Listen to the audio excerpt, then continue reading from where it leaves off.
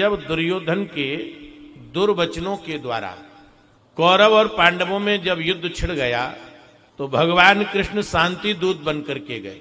दुर्योधन बहुत चतुर है, विचार करता है कि पांडव कृष्ण की बात को टाल नहीं सकते, तो दुर्योधन ने शांति दूत का प्रस्ताव कृष्ण के लिए भेज दिया। और भगवान कृष्ण हैं गाय के चरैया, रास के रचैया, माखन के चुरैया, ये राजनीति के हथगंडे क्या जाने, ये दुर्योधन विचार कर रहा है।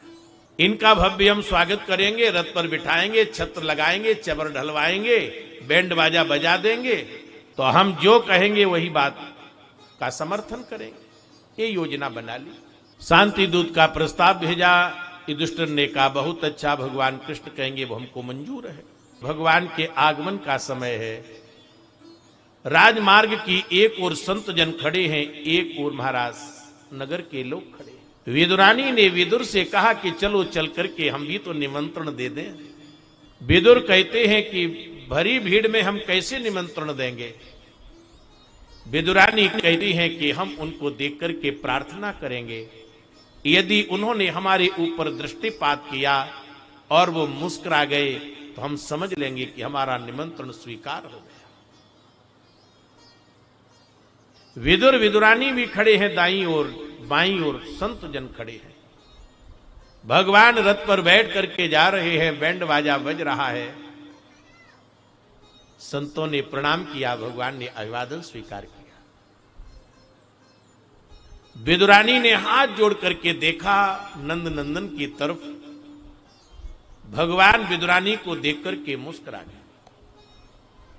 विदुरानी समझ गई कि मेरा निमंत्रण स्वीकार है, मेरे महल में अवश्य पधारे।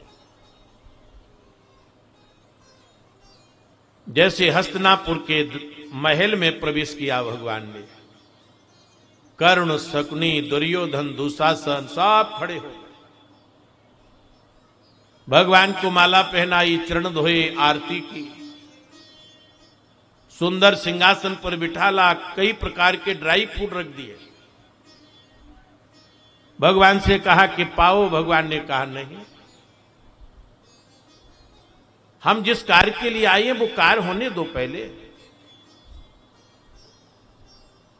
दुर्योधन कहता है थोड़ा बहुत पालो। भगवान ने कहा ना, इच्छा नहीं है। दुर्योधन ने तीसरी बार कहा। भगवान कहते हैं कि दुर्योधन भोजन दो स्थिति में किए जाते हैं, या तो करने वाला भूखा हो या कराने वाले के अंदर श्रद्धा हो। तुम्हारे अंदर श्रद्धा नहीं है, हम भूखे नहीं है, भोजन का तो कोई प्रश्न ही नहीं है।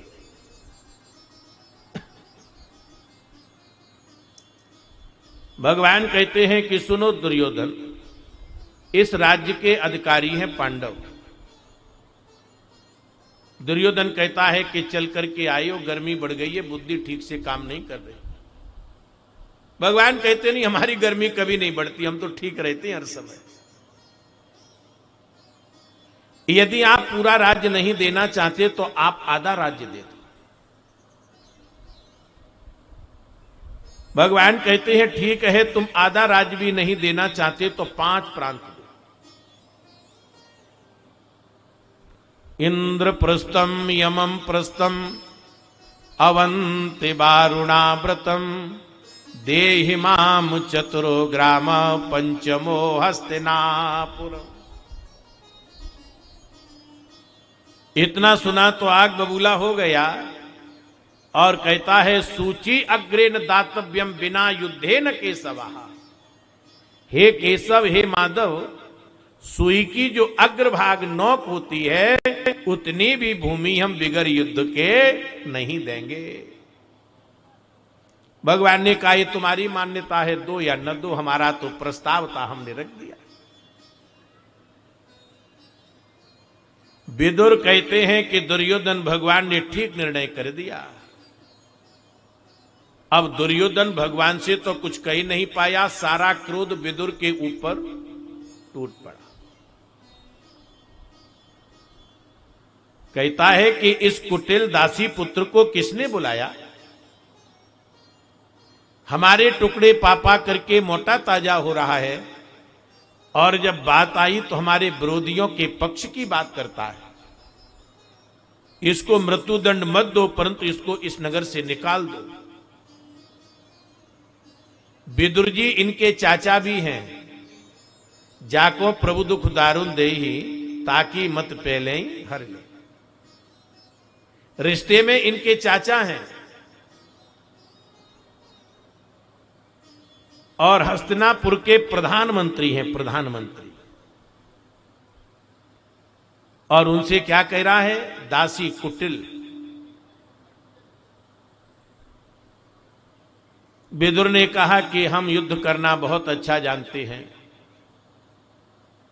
परंतु हम इनसे युद्ध तो इसलिए नहीं करेंगे कि इस बाग को हमने लगाया है। कौरव और पांडवों का पालन करने वाले श्री विदुर हैं। और यही बात युधिष्ठिर ने विदुर जी से कही कि जैसे पक्षी अपने अंडों की रक्षा करते हैं, वैसे आपने हमारी रक्षा की। अब हमने कोई बाग लगाया, हम अपने हाथ से काट दे, ये कोई बुद्धिमत्ता तो है नहीं। कोई अपने हाथ से पेड़ लगाता है, उसको कोई काटता है क्या? तो विदुर कैसे काटे? परंतु विदुर ने विचार किया कि अब यहां पर रहना भी उचित नहीं है। अपना महाराज इन्होंने धनुष हस्तिनापुर के प्रथम दरवाजे पर रखा और विदुर जी निकल पड़ी, परंतु विदुर नहीं जा रहे। कौन जा रहा है? स निर्गता कौरव पुण्य लब्धा। एक कौरवों का पुण्य लेकर के जा रहे हैं, कौरवों का पुण्य। निकल पड़े महाराज यहां से विदुर। और जहां भक्त का अपराध होता है उस स्थान पर भगवान फिर रहते नहीं। अब विदुर जी स्वयं सामर्थ्यवान थे, परंतु युद्ध नहीं किया इन्होंने। विदुर जी ने अपना धनुष प्रथम दरवाजे पर रखा और चल पड़े।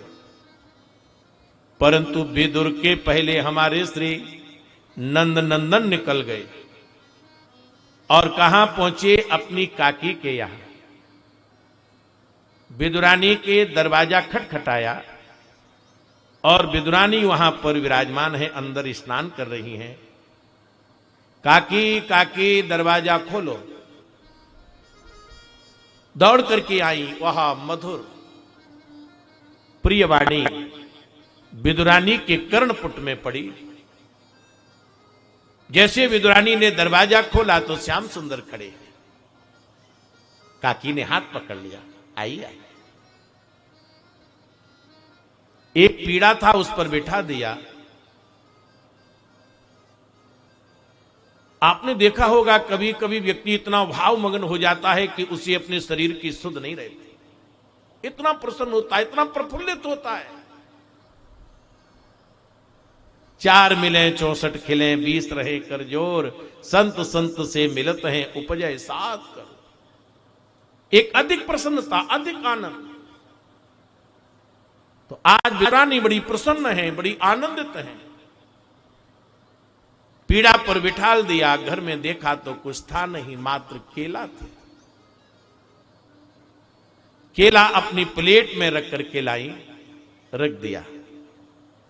नंद नंदन के मुखारविंद का दर्शन कर रही हैं, अलकों को निहार रही हैं, अश्रु निकल रही हैं,